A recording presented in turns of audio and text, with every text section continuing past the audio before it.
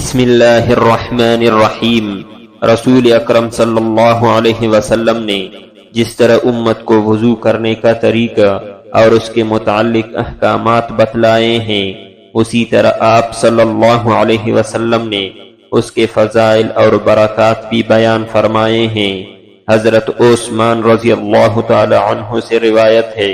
کہ رسول اکرم صلی اللہ علیہ وسلم نے فرمایا،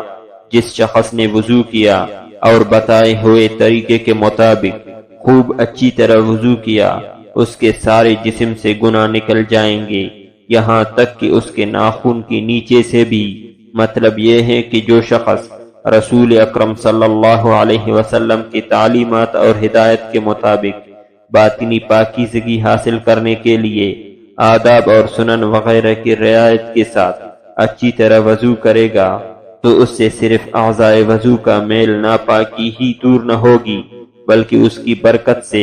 اس کے سارے جسم کی گناہوں کی ناپاکی بھی نکل جائے گی، اور وہ شخص باطنی ناپاکی سے پاک ہونے کے علاوہ گناہوں سے بھی پاک صاف ہو جائے گا۔ حضرت ابو ہریرہ رضی اللہ تعالی عنہ سے روایت ہے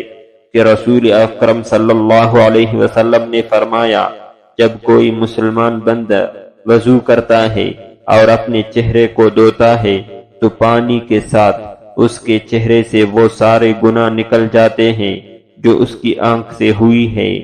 اس کے بعد جب وہ ہاتھ دھوتا ہے تو وہ سارے گناہ اس کے ہاتھوں سے نکل جاتے ہیں جو اس کے ہاتھوں سے ہوئے ہیں۔ اس کے بعد جب وہ اپنا پاؤں دھوتا ہے تو وہ سارے گناہ اس کے پاؤں سے نکل جاتے ہیں جو اس کے پاؤں سے ہوئے ہیں، یہاں تک کہ وضو سے فارغ ہونے کے ساتھ وہ گناہوں سے بالکل پاک صاف ہو جاتا ہے۔